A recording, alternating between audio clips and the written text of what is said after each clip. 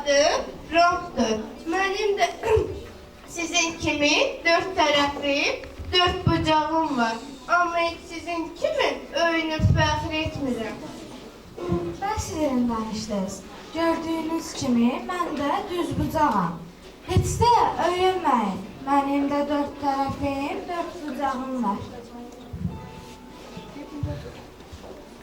Mənim isə adım Avaldır. Düzdür, dairəyə oxşamıram, amma mən də yumruyam. Mənim sizin kimi bucaqlarım yoxdur. Salam ay figurlar. Ay figurlar, mənim adım dairədir. Bayaqdan sizə qulaq asıram. Öz bucaqlarınızla yaman fəxr edirsiniz. Ayıva, fikir eləmə, mənim də bucağım yoxdur. Yupyanı bir figuram. Həndəsi figurların ən sadəsiyəm. Ancaq görün məndən nə gözəl aplikasiyalar hazırlamaq olar. Eynarə, özün sənə fəxr etmə. Gələnə var, biz sənə göstərərik.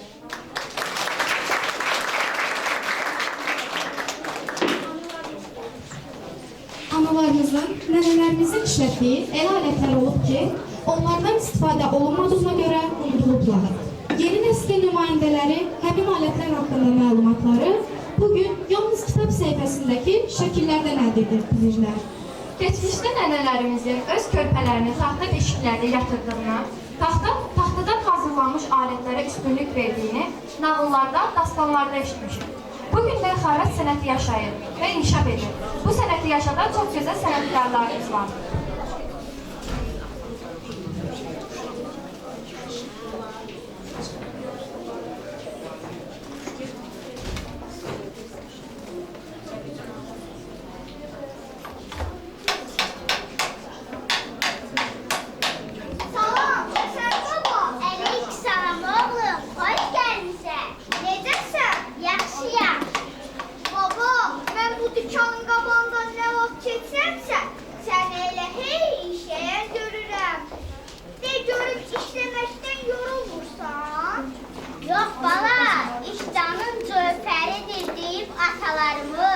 İnsan zəhmətinin bəhrəsini görəndə çəkdiyi bütün əziyyətləri unudur.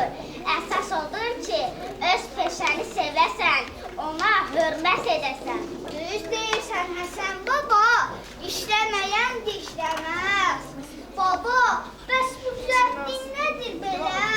Beşikdir bala. Keçmişdə bu beşikdən sifariş edən çox olardı. Hələ indi də düzəldirəm. Hələ də körpələrimiz bu beşikdə yatırlar. Taxtadan hazırlanmış bu beşiklər xalqımızın milli adət-ənənələrini özündə əks etdirir. Yaxşı olardı ki, milli dəyərlərimizi qoruyaq və yaşadaq.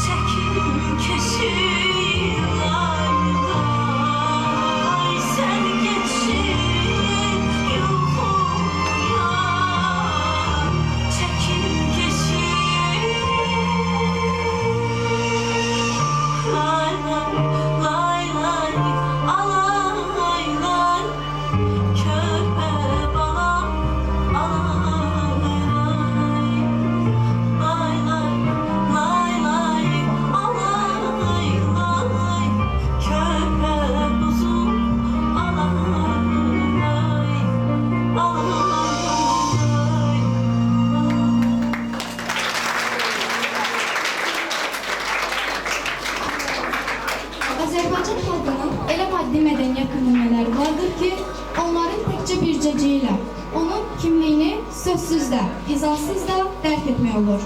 Milli mədəniyyətimizin bütün sahələrinin dilsiz söz demək məziyyəti bəlli olsa da, milli geyim onların arasında xüsusi yer tutur.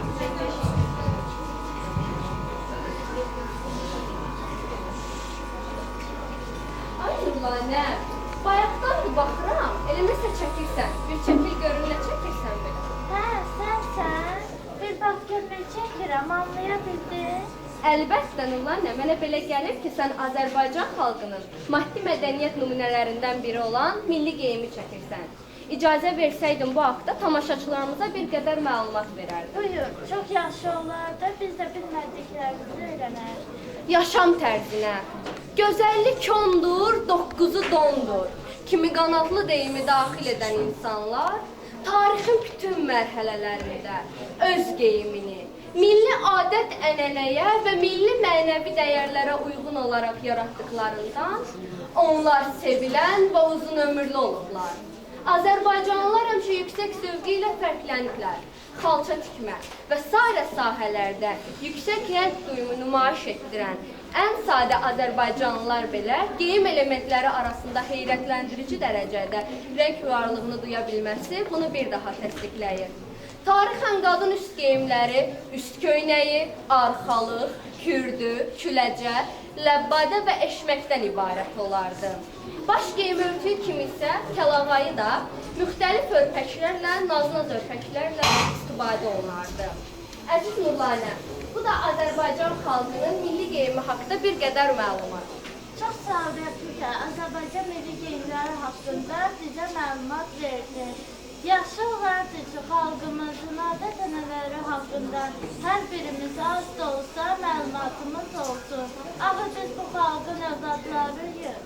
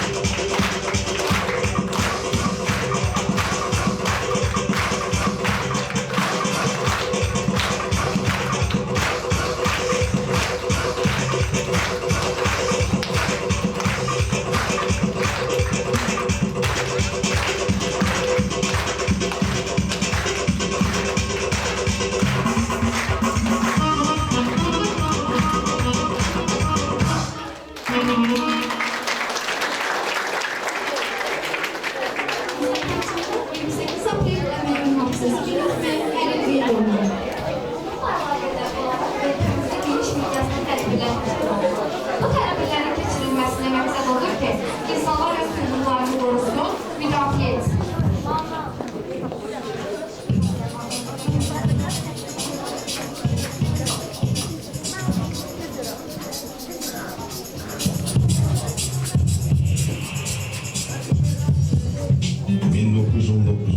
Aprelin 28-də Beynəlxalq Əmək Təşkilatı yaradılıb. Fəaliyyətə başladığı andan Beynəlxalq Əmək Təşkilatı ictimaiyyətin diqqətini vətəndaşların əmək hüquqlarının qorunmasına, onların təhlükəsiz və sağlam şəraitdə işləmə hüququna malik olmasına yönəldir. Bu məqsədlə hər il 28 aprel günü Dünya Əmək Mühafizəsi Günü kimi qeyd olunur. Hazırda dünyanın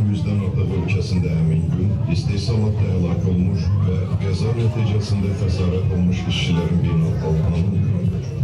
Azərbaycan 1992-ci ildə Beynəlxalq Əmək Təşkilatının üzvüdür və insan hüquqlarına aid 57 konvensiyalara ratifikasiya etməklə əmək sahəsində beynəlxalq standartlara meyil göstərən ölkələrdən biri olduğunu bütün dünyaya bəyan etmişdir. 2004-cü ildən başlayaraq Azərbaycanda Ümumdünya Əmək Mühafizəsi günü keçirilməyə başlanmışdır. Beynəlxalq Əmək Təşkilatının məlumatına görə hər il istehsalatda təxminən 339 milyon bədbəxt hadisə baş verir, 160 Onu ayrı varlığa çevirmişdir. Zəhmət bütövlüyündə insan cəmiyyətini dəyişdiyi kimi hər bir fərdin həyatında da mühüm rol oynayır. Əməyə xor baxanlar həmişə başqalarına möhtac qalırlar. Kim ki zəhmət çəkir, tər tökür, o el-oba içində həmişə hörmət, izzət qazanır. Biz inanırıq ki, vətənimiz həmişə şərəfli əməklə ucalacaq, tərəqqi ediləcəkdir.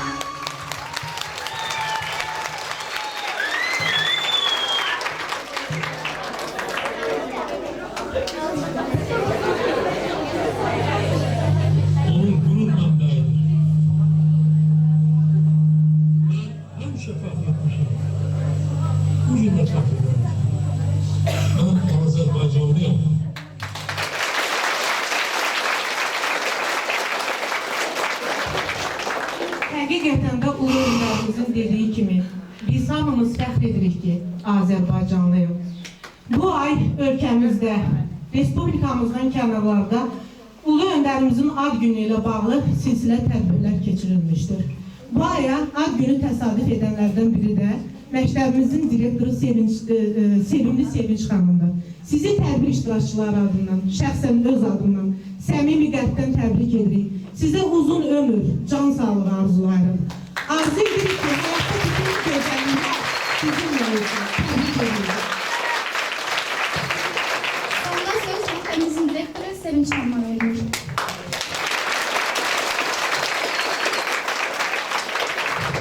Hörmətli tədbir iştirakçıları, hörmətli müəllimlər, valideynlərimiz, əziz şagirdlərimiz. Həqiqətən bugün biz bu tədbirdən böyük zövq aldıq. Biz bugün burada əmək gecəsi tədbirində iştirak etdik və şagirdlərimizin əməyə, necə böyük sevgi ilə yanaşdıqlarını, necə böyük zövqlə yanaşdıqlarını şahid olduq. Əslində elə bu tədbirin əsas məqsədi şagirdlərimizdə estetik zövqün formalaşması idi və Səidə müəllimə bunu çox böyük ustalıqla bacardı və biz şahid olduq ki, bizim qızlarımızın necə gözəl əl qabiliyyəti var. Əsl Azərbaycan xanımı kimi, əsl Azərbaycan qadını kimi çox böyük sevgi ilə, zövqlə sürə bəzəyirlər, meyvə doğrayırlar, şəkərbura hazırlayırlar və onların içində hətta mən oğlanı da gördüm, şagirdimizi və çox sevindim. Şagirdlərimizə mən dərslərində uğurlar arzu edirəm və Səidə müəllimiyə bu tədbiri təşkil etdiyi üçün dərin minnətdarlığımı bildirirəm və müdiriyyət adından onu təşəkkürnamə ilə təltif edirəm.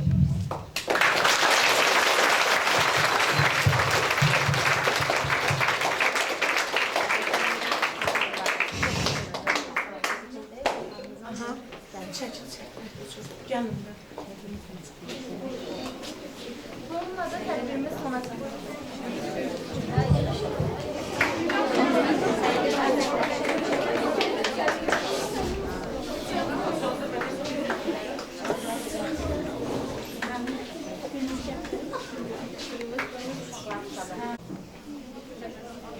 Çok sağ olun.